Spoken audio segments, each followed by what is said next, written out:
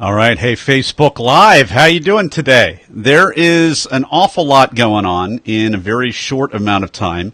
You can see the timer right here. I can guarantee you I'm going to go over because I am going to tell you the best of last week. But before I do that, I want to honor this week's interviewees. And Thursday of this week, after coming back from Memorial Day, I have a record, I believe, 12 interviews on Thursday, and then I'm going to be doing another 6 on Friday. So let's take a look at who I am going to be talking to. I'm going to trying to make the text a little bit bigger here without my glasses, but I can see it just fine. All right, we are going to actually, before I start, I am just, as I mentioned, I'm going to consolidate these, and we are seeing a lot of engagement. So I just want to encourage you, if you've got someone that I'm talking about here or who I'm reviewing from last week, and giving my takeaways, then feel free to share that and help them spread their message. There are several people from last week that had over 1,000 views, a couple in particular. I'll mention them when we get down to it. And as we're watching this, just let me know where you're watching from, and I can engage just a little bit with any comments that you pop in, because I'm not recording any interviews right now. So I'd like to be a little bit more engaging. Hope you had a great holiday weekend. Those of you who are in the United States, remembering those who gave the ultimate sacrifice for protecting our country. And I am ready to dive in this week because we have Ian Hacon. Now, his talk is so fresh, it's not even up online yet on YouTube, but he talks about the yellow brick road. He talks about wellness, and he is going to be first up on Thursday. I am looking forward to talking to you, Ian. And after that, we've got one of the youngest ever NASA scientists. We've got Kenneth Harris, whose talk is called Don't Have One, Get One, and it's talking about mentorship. It's really important that we have a mentor to help us guide, through life and get a whole lot further faster. So I love Kenneth's message, and very, very much looking forward to interviewing him as well. Tony Loyd is up next. His talk is called Before You Begin, Career Advice for a Meaningful Life. All kinds of great advice as well there. I'm sure mentorship plays a role in Tony's talk as well. Then after that, we have Brian Snee. Now, Brian is a professor. It reminds me of some of the other professor interviews just from watching his talk, which is called Eloquence as Vice, which is really interesting, and this is the first of its kind that I'm going to have a chance, because he really picks up on the fact that in generations past, when people didn't have access to technology, when people didn't, they had to travel by wagon to see a good orator, whether that was a preacher or a politician or some learned person, hundreds of years ago, in modern day society, eloquence is a vice. Why is that? Probably because of pitchmen, probably because of internet marketing, probably because of mass media advertisement. We look at people who have kind of a silver tongue, and they're not like the rest of us. They're not even like me. And I mean, that's the case. I mean, what am I doing interviewing so many people 7 days a week, 30 times a month, because I'm blundering and stuttering and stammering all over the place? Some of that is a little bit of not unintentional, because I want to be more relatable to people who are listening in Talk Universe than people than just being kind of Toastmaster perfect and never saying an or an or stuttering. And so Brian is really onto something there, and I just can't wait to have that conversation. After that is Ira Wolfe. He is a dentist turned millennial. He is a creativity expert. He is a person who embraces change, and I'm looking forward to having him on the talk. Then after that is Johnny Campbell. Johnny, I just saw his talk not even not even 5 days ago, and he jumped right in the schedule. His talk is awesome because it's all about, he comes out on the stage, he says, I'd like to thank a real special group of people that made me the person that I am.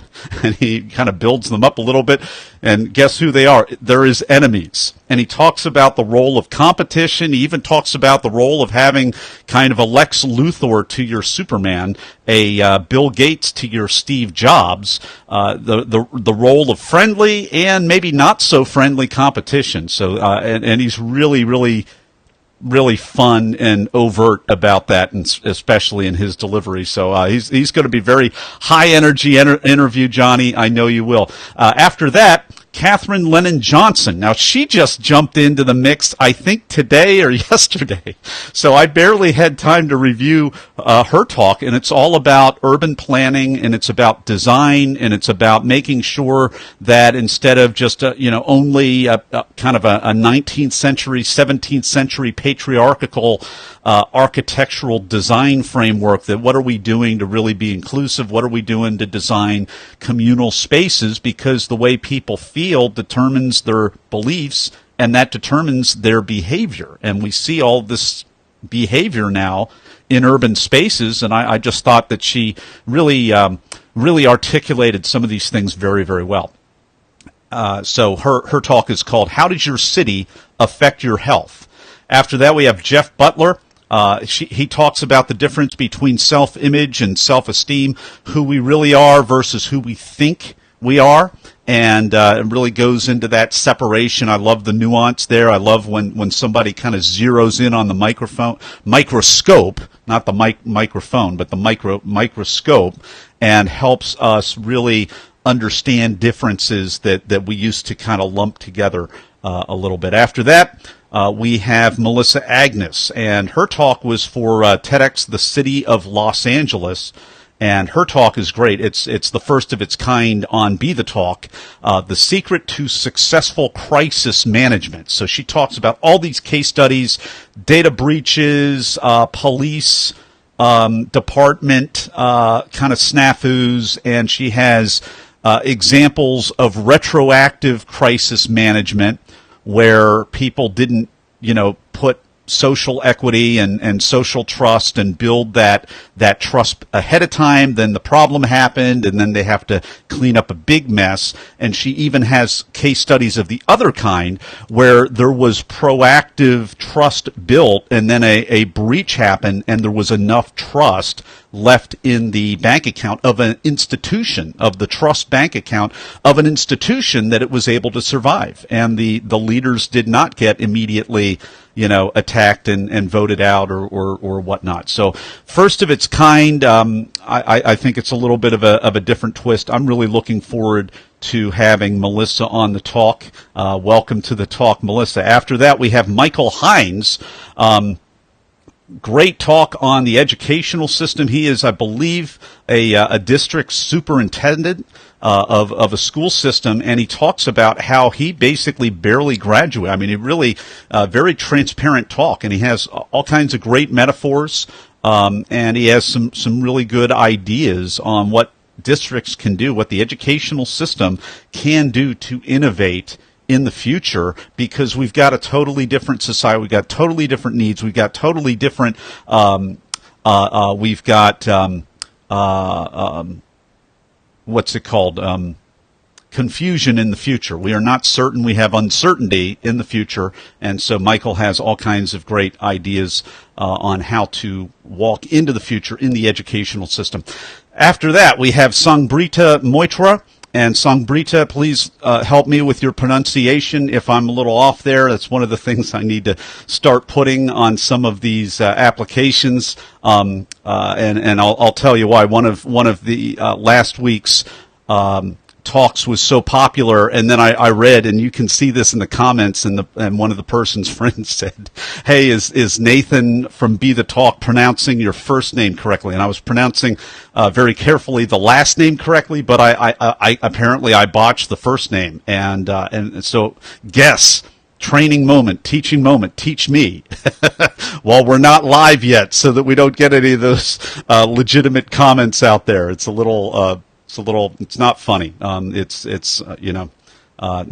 cool. I want to pronounce everybody correctly. So her talk, Sangbreeta's talk, is called Transform Your Presence, and she looks into the world of art and really takes us not behind the talk, but behind the portrait.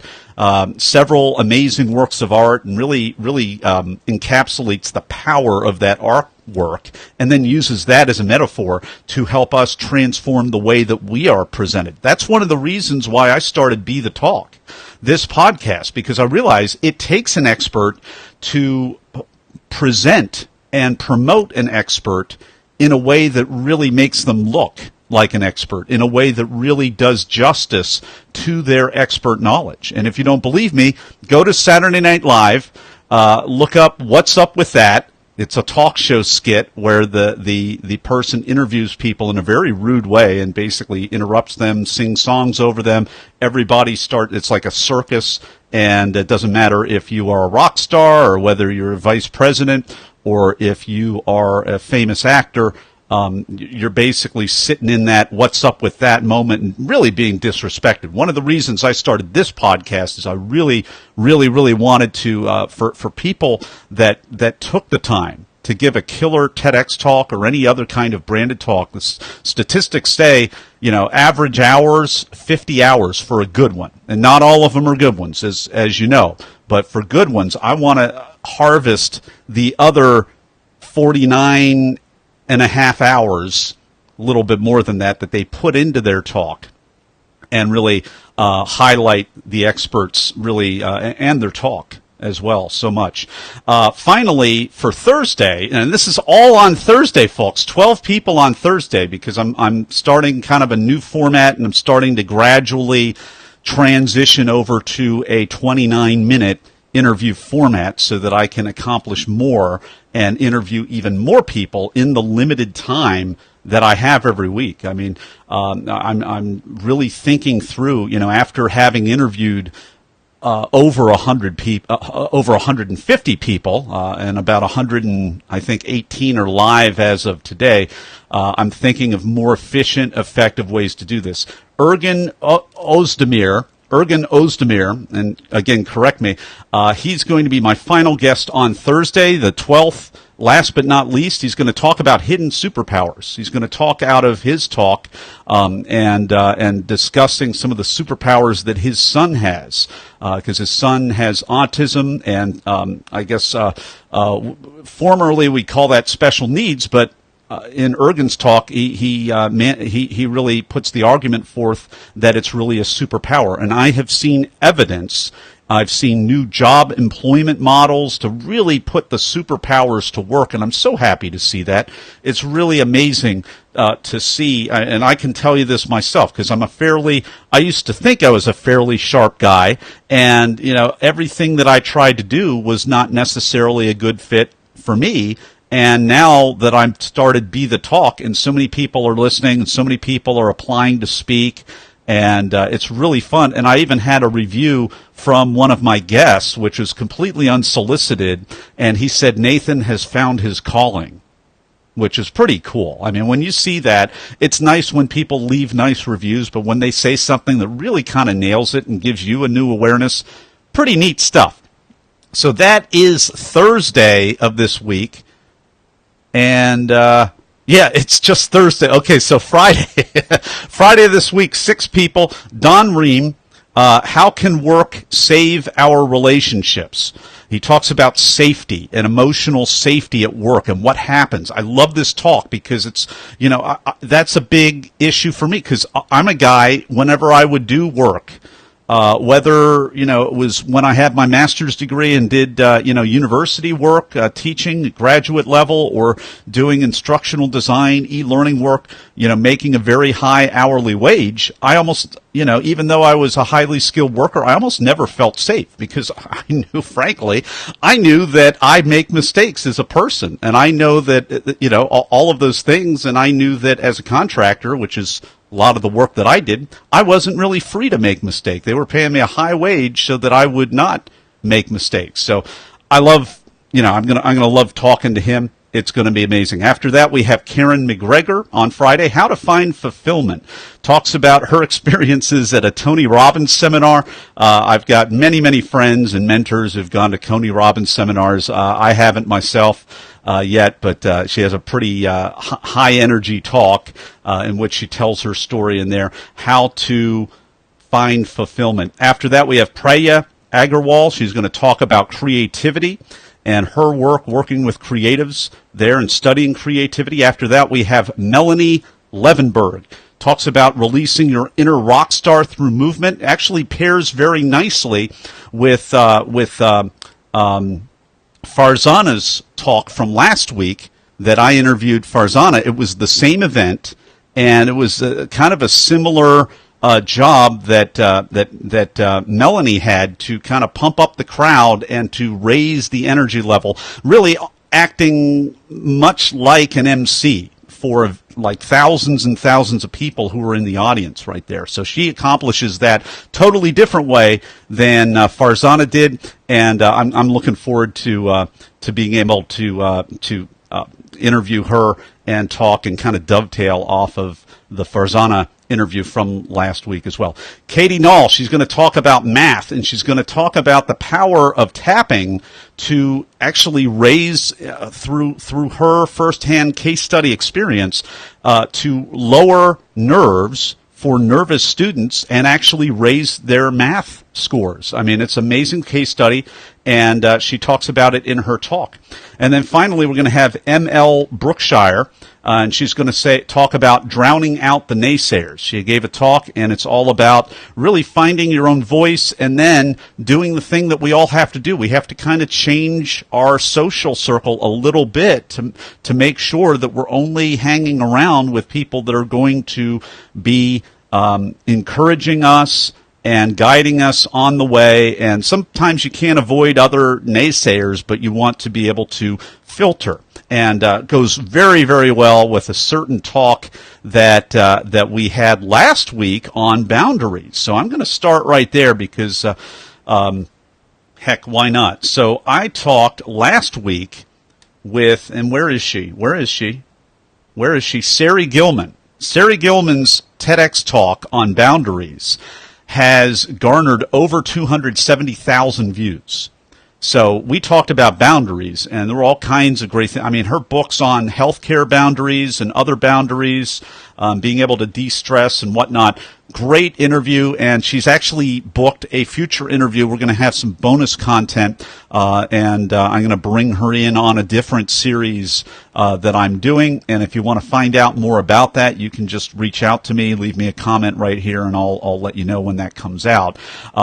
Great stuff I learned about boundaries, and you're going to have to check out that podcast, or you can check out the Facebook Live. It's right here on my wall. So many of these things, Facebook Live, more and more of my guests are Skype videoing in. Now, Skype is a requirement, but not everybody has the video capability. When they do have the video capability, I give them the option to go live on Facebook. And then this week, I think I had 5 or 6 or 7 or 8 of these. I had a lot of these Facebook Lives, and you've been watching a lot of them. So anyway, the boundaries talk with Sari was just off the chart. I really, really enjoyed that, and especially kind of dovetailing into the healthcare system a little bit, because that's a place where they need boundaries. Everybody needs boundaries in there. Very, very important. And Farzana Jeraj, we talked about that. I mentioned her a moment ago. I'm going to mention that. So she talked about being able to be just emotionally and energetically feeling and extending your awareness as kind of an energy MC. That's totally my label. But she came out, as I mentioned, and her job was not so much to give a talk. It was to re-engage the energy level and the intention level of an audience. Now, when you've got 10 or 12 speakers and you've got thousands of people in a room, it gets a little tiring. No matter how good the speakers are, and the Stanley Park TEDx Stanley Park speakers are some of the best out there. It's one of, if not the biggest TEDx event out there, And her job was to raise the energy, and so she described kind of expanding her awareness and giving the entire room a giant hug, but only like a half step emotionally higher than where they were. So that may sound a little, for those of you that aren't really public speakers, that may sound a little, or you're used to giving kind of an academic lecture, and people just listen to you because they have to or whatever. That's one type of speaking, but we're talking about people listening and speaking and engaging the audience because they want to, not because they have to. That's totally different piece right there. I learned a lot, and you will too, from Farzana as well. So I'm gonna start right at the beginning. Peter Lynch, the cul-de-sac startup. What a great interview that was. Now, I didn't have the video for Peter because of some tech on my end, which is totally after you take a week off from doing this and you forget how to do things. So fortunately, I have the audio. My apologies to Peter and to all of you. Don't have the video for that, but it's on my wall. You can listen to the audio, and it's a great thing, or you can wait for about 6 weeks for the podcast to drop. He talks about all kinds of different new startup models. So if you are, stuck in the cul-de-sac, if you are, my age in your early mid 40s, and you're like, how can I self-actualize these ideas, even though I have the full-time job and everything? Well, do what Steve Jobs and the other people do. Start something in your garage. You can do it. There are all kinds of new models and play and, pick up sticks and do all kinds of fun stuff. After that, we talked to Paul Sandip, who spoke at TEDx Hewlett-Packard Bangalore, and he's designed all kinds of amazing, innovative products. One of them is, let's see, you ever have a problem with plugs, and you go and you're at Panera Bread, or you're on the train, or you're on the plane, or whatever, and you stick your little plug in, whether you're European plug or American plug or whatever your plug looks like, and it like falls out because the plug is so loose. Paul, one of his devices that he invented was a special plug that stays in the wall. And so we talk about that. We talk about design. Paul is also a cartoonist, so we talk about his cartoons and, utilizing both sides of your brain. After that, Doreen Lorenzo, we have another design-inspired conversation. She's an assistant dean of the design school at the University of Texas at Austin. I mean, that is Design Central down there, folks. That is some big deal stuff. Design Central with so much innovation, so much the startup community. Austin is really, kind of I would argue the number one place to be in terms of the startup folks that I hang out with. So we had a great discussion on not just design, but education and how to educate for outcomes and how to make things very, very interactive for students today instead of teaching for the test, and what we can do with students when we teach them how to design and iterate in a modern, there's really almost no separation between what you'd get on a startup weekend or just in an incubator, a tech incubator, versus one of these newly innovative master's programs and undergraduate programs in design. So love talking to Doreen, really passionate speaker there. After that, we talked to Bill Roche, which was a lot of fun because Bill was talking about all kinds of fun things in the business community and also reaching and engaging high school students and junior high students and even, I think, elementary students. And he really kind of broke through their wall of doubt and suspicion and empowered them. And if you can imagine, not just what Doreen's doing on the collegiate level, but Bill is doing this on the secondary level, and great success. And he's teaching kids to have that same real-world design validation mentality in elementary school, junior high, and up. So love talking to Bill as well. Now, after that, we had my interview with Nalini, or Nalini Krishnankutty. I want to make sure, Nalini, I know how to pronounce your first name, because one of your friends, and she's one of these people. I had no idea. Okay, we talked about immigration. And it was just such a great, I mean this in the best way, it's a bread and butter talk on immigration. Because it's, I mean, if you object to any part of her talk, this isn't the podcast for you, because it's all about how people from all over the world, first-generation immigrants, came, assimilated into the culture, became part of the culture, and built these brands that were only successful because they met and introduced new value to the culture. So whether that's Hynes ketchup or Sergey Brin, at Google, or, all the other example, Levi's jeans or whatever it is. I don't understand why anybody would disagree with that. And so the other piece is she has such a passionate group of friends, and everybody is sharing this talk. And so, it's not even been a week at this point, and she's got well over 1,000 views on our Facebook Live. You can watch it also. After that, we had Tayo Rockson. Tayo. Tayo grew up he was born in Nigeria, grew up in French-speaking Africa, and his father was a diplomat. So it's all about how to assimilate what I just said about Dr. Krishnankutty's talk, how to assimilate into the culture and be able to get along with people so that you can go along with people. And so Tayo has all kinds of neat sound bites and neat little zingers and one word, not even a one-liner, but a one-worder. We talk about how to get along with people, how to make friends, how to connect very, very quickly, because he had to do that to be able to survive his childhood right there. After that, David McGlennen. Now, David came in to my event a couple of years ago to give the keynote at Live to Lead Brandywine. I think it was 3 years ago now, and he's talking about 8 ways to establish a high-performing culture when he came in.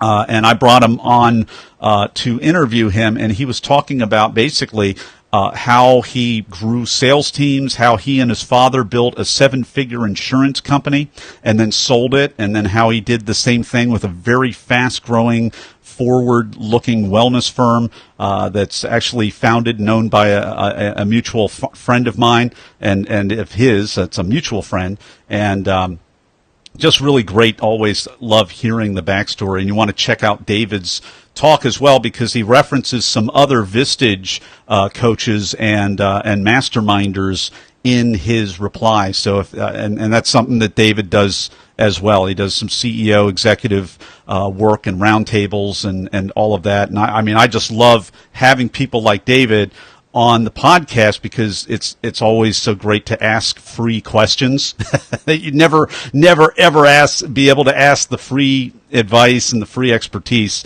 if you didn't have one of these great shows as well. Farzana Jeraj was next. Already talked about her excellent talk. After that, Mr. Happiness, the Chief Happiness Officer, Edwin Edebiri, interviewed 1,000 people on happiness and came up with a happiness methodology. Did you know happiness is a skill that you can be taught and that you can learn, and that there are actions that will begin to put you in a happy state? That's what I talked about with Mr. Happiness, Edwin Edebiri. I just love it. After that, we talked to Willem Philipsen. Now, Willem, another very, very passionate group of friends, because he's got over, I think, 1,300 views. Within a day, he had so many views of his talk. It's just really off the chart, this gentleman. So Willem, rock star, okay? Boom, rock star. This is Willem. At the age of 23, he's touring with a rock band. He is a jukebox hero, okay, with one guitar. He is rocking and rolling at the age of 23, massive stroke in the brain, and half of his body becomes incapacitated to this day. We talk with him about what do you do? This isn't a 50-year-old or a 60 or 80-year-old. This is a 23-year-old. How did he journey back to life? What was the thing that inspired him again, even though he had to relearn everything? Eating, speaking, walking. It was swimming. And his transformation became a collective transformation when he achieved his dream after a year and a half. And then he went on beyond the talk, and he's done even bigger and better dreams as well. You're going to have to go over to my page or his page and check out the Facebook Live that we recorded because it was just really inspiring. A lot of people helped him spread the message on that one. So many shares right out of the box.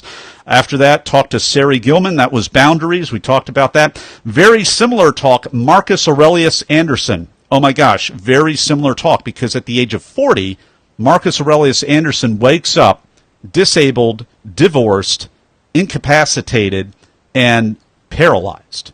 And he was an Army veteran, and he wakes up, and he is in this state, and he stayed in that state. And he was not in the nice thing about Be the Talk is I found out he was actually he actually was 3 months wrestling, very angry, as you would imagine, very frustrated, just reflecting on his life, could not even feed himself for 3 months in that state. And his judo training came in, and he realized that he needed to roll with the resistance, and that adversity was actually a gift for him. And I believe that's the title of his talk, Adversity is a Gift. So he started working and appreciating and giving thanks for the adversity because it made him a better person, and it was a gift to show him, well, what's possible now? What does this make possible? That kind of idea. Very similar to Willem's talk, and actually Marcus was watching the Facebook Live that I was doing with Willem, and then about an hour later I was interviewing Marcus, which is just tremendous. Now, his Facebook Live, it's still on my wall, so you want to check this out, or you're going to have to wait for 6 weeks for the podcast episode to drop. After that, Philippe Noel, okay? Now, this was pretty cool, because his talk was called Leftovers Can Fuel Your Car. And I just, Back to the Future, people. Remember Back to the Future? And Doc comes back from the future in the flying time machine DeLorean, picks up all of the food bio waste in Marty's trash can and starts throwing it in the car. Philippe tells us how it works, and Philippe is working on the technology. So if you are like an angel investor or you're looking for a really smart, Harvard undergraduate to kind of check up on, I would check out my Facebook Live interview with Philippe, and I would connect with Philippe as well. Very smart guy. I just loved it because I was just thinking, I can't believe it. Back to the Future is here. My final interview last week, not least by any standard, because it was with Anna Dolce. And Anna is off the chart amazing. Her talk was about hospitality. And like Tayo, she had so many really succinct ways to put things. She had so many great ways of framing things. I think the reason that both Tayo, Rockson, and Anna Dolce were so succinct and had so many good one-word, ways to frame things is because both of them have given multiple TEDx talks. So they are really adopting the process, not just once like me as of the time of this recording, but they've done it, I think, 2 or 3 times a piece. Right there. So Anna's talking about hospitality, and whether it's the restaurant industry or whether it's anything else that you do, like being a podcast host, it's all about helping people feel welcomed instead of tolerated. Okay. And this is why certain fast food restaurants are just kind of untouchable. They're kind of immune. They're kind of, they're immune to this because they're putting people first, and that automatically impacts the quality of the food. And on the other hand, as Anna talks about in her case studies, there are really high-end, expensive, pricey places you can go to eat. They're very forward-thinking, but you show up and the food is primary and the guest is very much secondary. So she really, I love it about her talk because she really, it's so empathy-heavy, and it doesn't come across as highbrow at all. It comes across as human because their point is, hey, we need to look out for one another. We need to help each other feel welcomed instead of processed through a system. And I think about me trying to do more and more of this in less time, and I'm thinking, oh my gosh, I've got to really work on some of the systems that I have so that people always feel that personal touch from me, even if I'm having to, even if I have the privilege of interviewing, 12 people or even more in a day like I'm going to be doing on Thursday. It's going to be out of sight but I've got to really be careful about helping people not feel rushed or hurried. And it's always a tension with me. So love what Anna was talking about. You can watch that Facebook Live. It's on my wall. Hey, everybody, thanks so much for this new format. Thanks for engaging with me. And I am looking forward to bringing you some really great content this week. Take care, everybody.